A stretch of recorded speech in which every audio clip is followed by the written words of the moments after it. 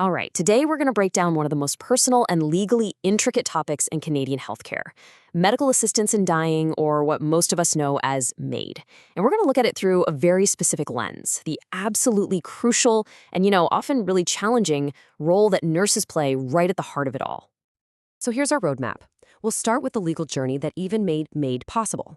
Then we'll get into the weeds on the very distinct roles nurses have. After that, we'll walk through the current two-track system and its safeguards, and finally, we'll look at the numbers to see what this actually looks like across Canada today. Okay, so to really get a handle on MAID today, you have to look at how we got here. And this wasn't some overnight decision. It was a long, long road paved by some really groundbreaking court cases. The national conversation really got started back in the 90s with Sue Rodriguez. She lost her case, but man, did she ever get people talking.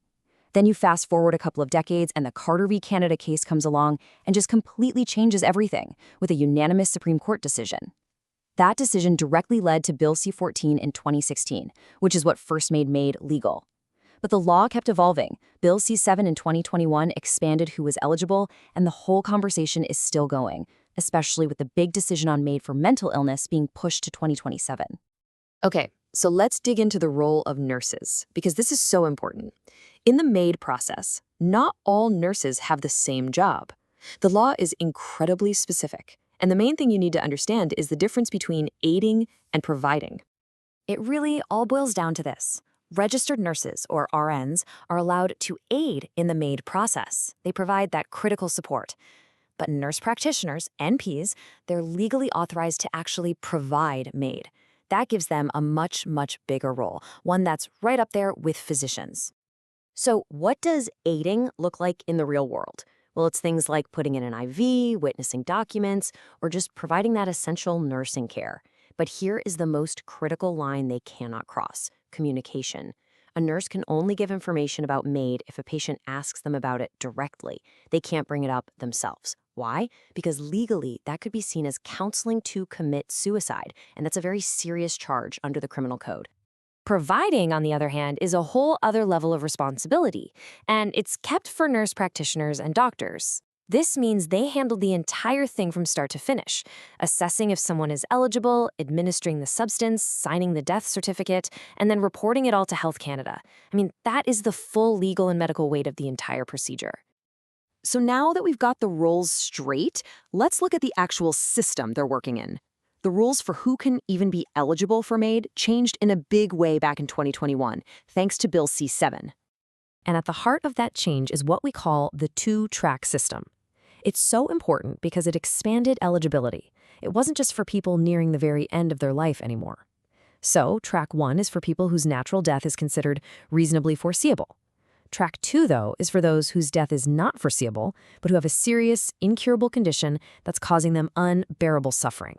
And as you're about to see, each track has its own set of rules. And that brings us to the safeguards, because the criteria for each track are so different. The law has these really specific checks and balances for each one, just to make sure the entire process is handled with extreme care. For Track 1, where death is foreseeable, the process is still incredibly rigorous. It kicks off with a written request, and it needs 2 independent practitioners to agree that the person is eligible. And all the way through, the patient has to be reminded that they can change their mind and back out at any time. A really key change from the old law was getting rid of that mandatory 10-day reflection period, which many felt was just an unnecessary delay for people who were already so close to death. For Track 2, they add even more layers of protection. So you have all the safeguards from Track 1, plus a mandatory 90-day assessment period. The patient has to be made aware of and really think about all the other options out there to relieve their suffering. And if the assessors don't have expertise in that person's specific condition, they have to bring in an expert. It's all designed to make absolutely sure every other path has been explored. Okay, let's switch gears from the legal stuff to the real-world numbers. What's so revealing about this data is that it shows us not just how many people are using MAID, but also who they are, why they're choosing it, and where it's happening. So get this, since MAID was legalized back in mid-2016, there have been over 60,000 medically assisted deaths in Canada. That is a huge number, and it really shows you just how quickly MAID has become an established end-of-life option for a lot of Canadians. And the number of cases It's growing every single year. In 2023 alone, there were over 15,000 cases. That's almost a 16% jump from the year before. To put that in perspective, MAID now accounts for nearly 5%. That's almost 1 in 20 of all deaths in Canada. So, what are the conditions that lead people to request MAID? Well, cancer is the most common reason, by a long shot. After that, you see neurological conditions like ALS and Parkinson's, and then cardiovascular and respiratory diseases. The data on location is also really telling. While about a third of procedures happen in hospitals, the single most common place is a private home. This just highlights that really powerful desire for people to be in the comfort and familiarity of their own space for their final moments.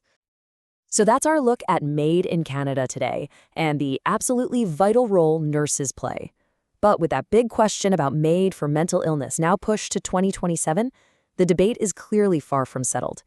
It really forces all of us to keep asking, where exactly do we draw the line between compassion and caution?